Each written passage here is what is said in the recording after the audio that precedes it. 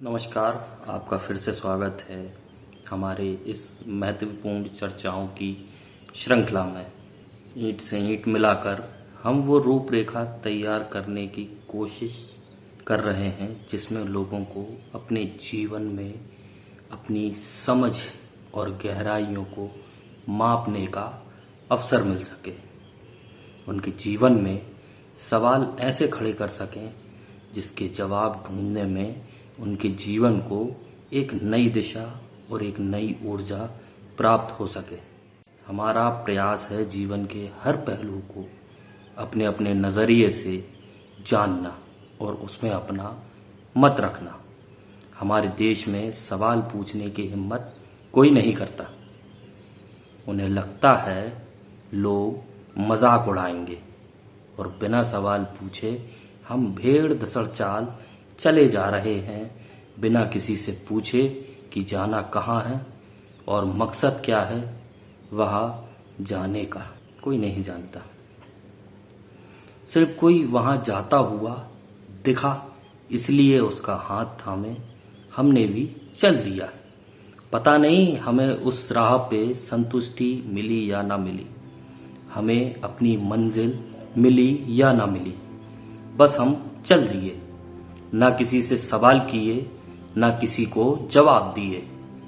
बस इसी भेड़ चाल में पूरा देश आगे बढ़ रहा है जिसका भविष्य बड़ा दुखदाई हो सकता है। हम चाहते हैं हमारे प्रयास से आप टूटे फूटे ही सवाल उगाना सीखें और उस सवाल के जवाब ढूंढना भी सीखें। मैं भी उसी प्रयास में लगा हूँ और अपने साथ अकेला खुद ही बड़ा हूँ। समय की कमी के साथ आज के विषय में प्रवेश करते हैं। आज का विषय आध्यात्मिक, दार्शनिक, भक्ति, तार्किक रूप से पूर्ण है। हमारा धार्मिक अनुष्ठान मास हमारे जीवन में बहुत महत्वपूर्ण रखता है। यह समय हमारे जीवन की जड़ों को मजबूत करता है।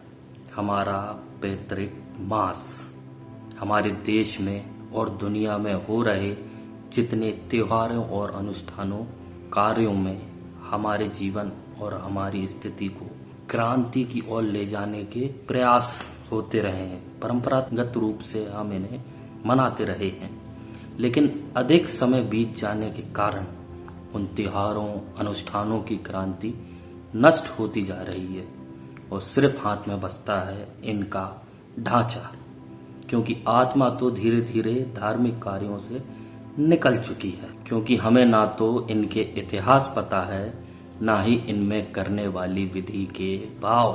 बस पता है कि इस तारीख से ये शुरू होने वाले हैं और इस तारीख तक यह चलेंगे। बस इतना जानते हैं। हर अवसर की एक सोच होती है, एक संकल्प होता है। हम अपने जीवन में कुछ प्रण लेते हैं और साल भर उस आधार पर चलने की कोशिश करते हैं। लेकिन इसमें गलती पूरी पूरी आपकी भी नहीं है। जिनके हाथों हम धार्मिक क्रियाओं को संपन्न करवाते हैं वह भी व्यक्ति को सच्ची नींव नहीं बताते। बस पौराणिक कहानी बता देंगे जिसमें तर्क के नाम पर कुछ नहीं होता। अगर आपने उनसे पूछने की कुछ चेष्टा भी की होगी, वो फिर भी आपको बिना सर पैर की एक और कथा बता देंगे और भेड़ धसड़ आप उस प्रथा को निभाते रहेंगे, मगर संतुष्टि उनके जवाबों में आपको नहीं मिलेगी। मैं दावे के साथ कह सकता हूं ये बात। ऐसी ही धारा में पितृमास अवसर आया है जिसका मुख्य उपदेश शायद अब हमारे जीवन में बचा ही नहीं। बची है तो सिर्फ विधि और करने योग्य नकल। क्योंकि भाव आपके जीवन में जहां उत्पन्न होने चाहिए वहां आप फोन पर बात करने में बिजी होने का दिखावा करने लगे हैं और ये दिखावा भी कार्यक्रमों की शान बन चुकी है। ये अज्ञानता का चरम स्तर भी हो सकता है। मैं पूर्ण रूप से पितृमास का भाव नहीं जानता, परंतु जिज्ञासा जरूर है अपनी जड़ें खुदेरने की। तो चलिए आगे बढ़ते हैं। पितरों का महीना, या यूं कहें तो पितरों को याद करने का समय, उनकी दी गई सीख दोहराने का समय, उन्हें समझने का समय। ईश्वर की छत्र छाया है कि नहीं, लेकिन हमारे पूर्वजों की छत्र छाया और उनका दिया हुआ आशीर्वाद हमारे साथ है, और यह मानने योग्य बात है। और वही हमारे मुख्य देवता भी है, जिन्हें हम कुल के नाम पर पूज रहे हैं, जिनका हर साल बिना नाम के नाम लेते हैं। वही हैं हमारे पूर्वज। पूर्वज महत्व क्यों है हमारे जीवन में? क्योंकि इनके पास हमारे लिए निस्वार्थ भाव होते हैं। जाहिर सी बात है, एक बाप अपने बेटे से क्यों प्रेम करता है, एक माँ अपने बेटे से क्यों प्रेम करती है, दादा दादी अपने नाती पोतों से क्यों प्रेम करते हैं? क्योंकि वह उनके अभिमान है, वह उनकी उपज है।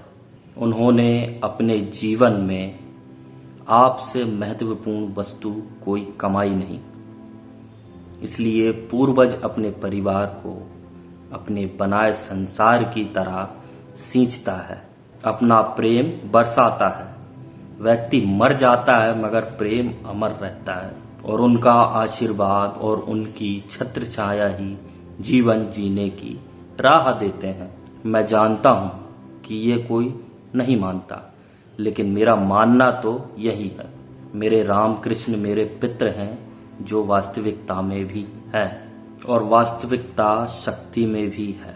स्वर्गलोक सिधारे मेरे भगवान को मैं जानता हूं या नहीं, लेकिन विश्वास है कि उनके आशीर्वाद से मेरा घर फल फूल रहा है।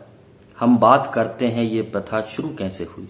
इसकी शुरुआत अपने पूर्वज के महत्वपूर्ण बलिदान के लिए प्रेम का प्रतीक हो सकता है। हमारे पहले गुरु एवं जीवन भर रहने वाले भगवान के लिए हम करने योग्य एक बलिदान स्वरूप कुछ करने के ख्याल ने इस पहल की शुरुआत की होगी। हो सकता है जिस सम्मान के जीते जी वह हकदार थे, उन्हें वैकुंठ सिधारने के बाद किसी व्यक्ति को आभास हुआ होगा कि मैं अपने कर्तव्यों से चूक चुका हूं। हो सकता है ये पश्चाताप का एक नजारा हो। व्यक्ति किसी को जीते जी कभी उसकी खूबियों को समझ नहीं पाता। समझ पाता है तो सिर्फ उसके जाने के बाद। इसलिए साथ जी रहे हर इंसान की आप कद्र करें।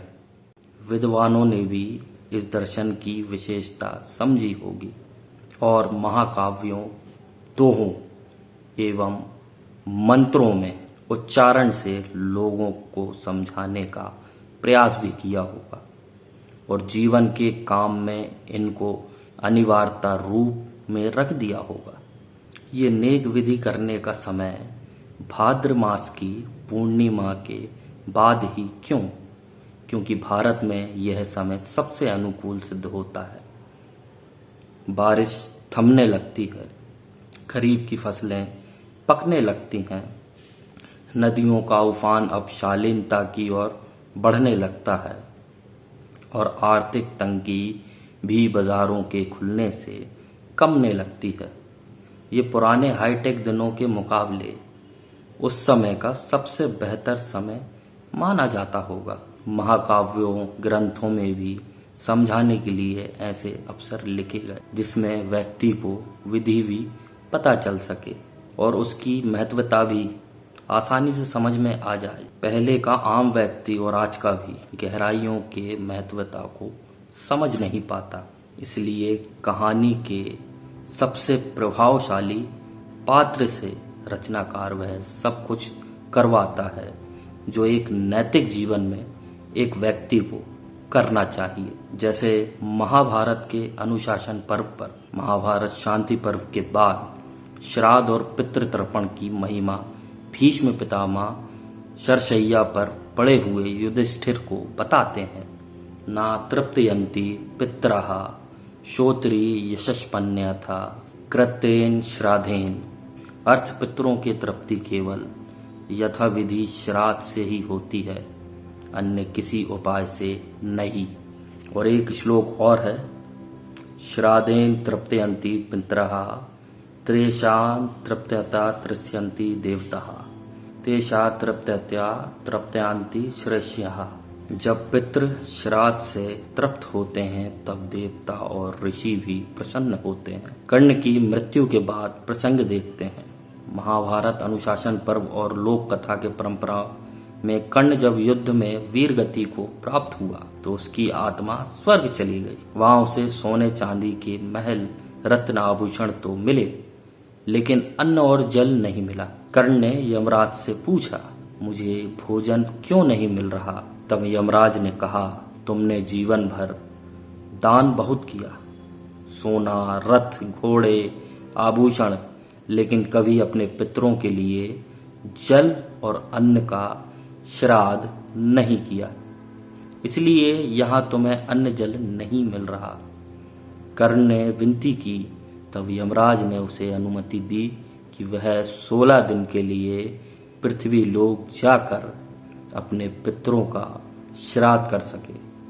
यही 15-16 दिन का काल पितृपक्ष कहलाया।